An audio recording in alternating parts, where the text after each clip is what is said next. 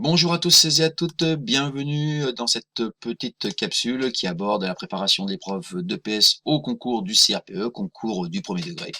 Aujourd'hui, nous allons aborder la deuxième partie sur le thème de comment élaborer des hypothèses permettant de justifier les comportements des élèves. Petit rappel, j'ai dit que je vous recommande, moi, dans votre oral de CRPE, de passer par trois grandes étapes. Une étape dans laquelle vous allez décrire les conduites de vos élèves.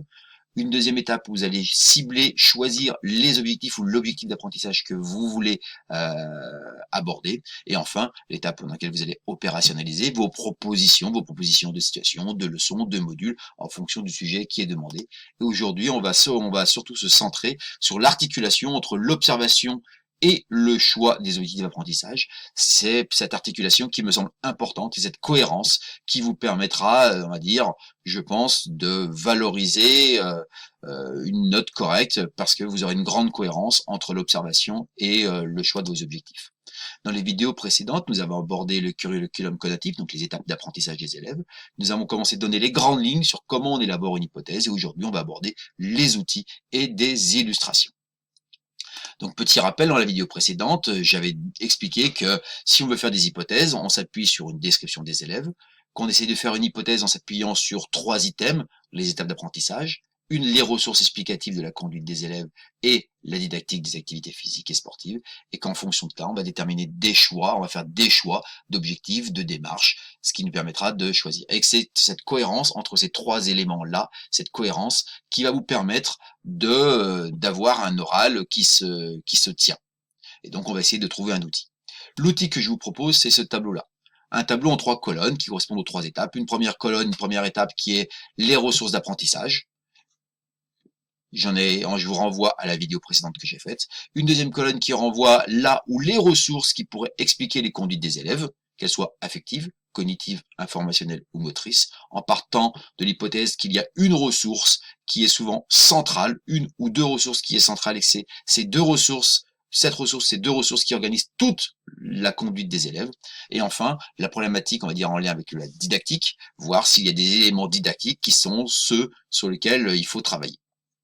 Et donc, on va essayer de faire fonctionner ce petit tableau. Petit exemple, vous avez des élèves qui ont de la difficulté pour lancer à bras tendus. Donc, on va se retrouver sur de l'athlétisme. On va pouvoir dire que les élèves sont à l'étape technique, que leur problématique, elle est motrice, et que la problématique se retrouve au niveau de la didactique d'activité sur l'action. Ça veut dire que l'élève ne connaît pas l'action pour pouvoir lancer. Donc les élèves seraient à l'étape d'apprentissage technique, problématique motrice, sur l'action en athlétisme. Vous voyez, ça permet d'illustrer. Maintenant, si on regarde avec un petit peu plus de précision, on pourrait partir du principe que quand les élèves sont à l'étape émotionnelle et fonctionnelle, souvent, le problème des élèves n'est pas moteur. Très souvent, le problème il peut être affectif, cognitif ou informationnel. Très souvent, c'est ces trois ressources qui permettent d'expliquer le comportement des élèves à ces deux premières étapes. Et très souvent, le problème n'est pas en lien avec la didactique, le problème est souvent en lien avec la ressource et que c'est pas tant la didactique qui permet d'expliquer les conduites des élèves que la ressource qui est beaucoup plus centrale que la didactique des activités physiques et sportives. Et on va prendre un petit exemple en natation. On pourrait prendre l'exemple, on va dire qu'un élève serait une étape émotionnelle, et que ce serait l'étape, on va dire, une ressource cognitive qui serait importante et qui entraînerait des conséquences sur la ressource émotionnelle. Et on va faire petite illustration. Voilà, on pourrait très bien dire que les élèves, on peut supposer que les élèves sont à l'étape émotionnelle, que c'est la ressource affective et cognitive qui prime, car la peur, ressource cognitive, est créée par une fausse représentation, ressource cognitive. Donc, vous voyez bien, problème émotionnel, c'est une fausse représentation cognitive qui entraîne la peur au niveau affectif.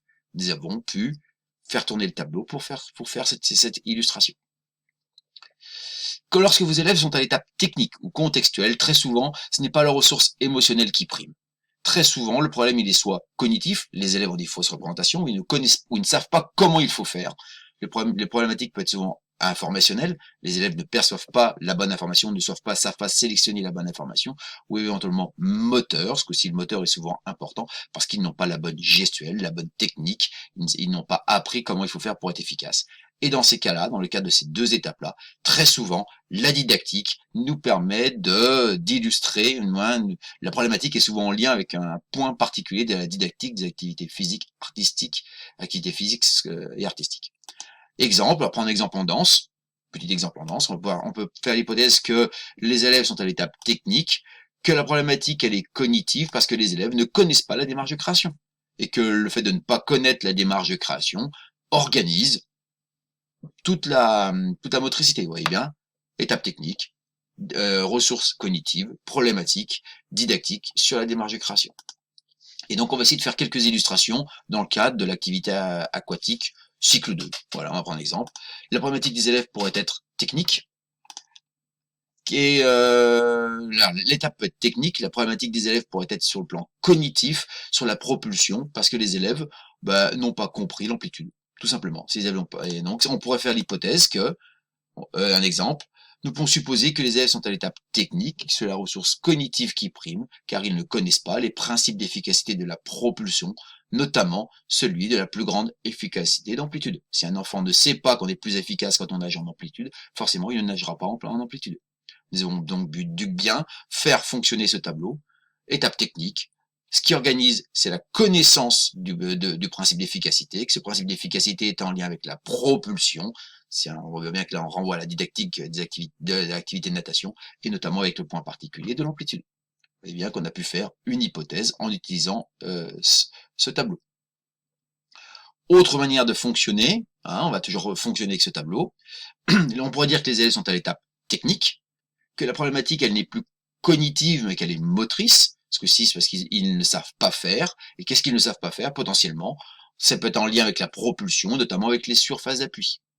Et on peut élaborer une hypothèse qui serait, nous pouvons supposer que les élèves sont à l'étape technique, que c'est leur ressource motrice qui prime, car ils ne sont pas efficaces. Vous voyez, l'efficacité renvoie à la ressource motrice en propulsion, parce qu'ils ont les doigts écartés et repliés. En gros, les élèves nagent comme s'ils avaient des griffes.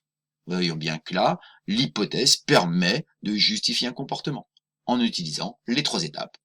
L'étape d'apprentissage, une ressource qui organise, et puis la problématique, on va dire, didactique à travailler.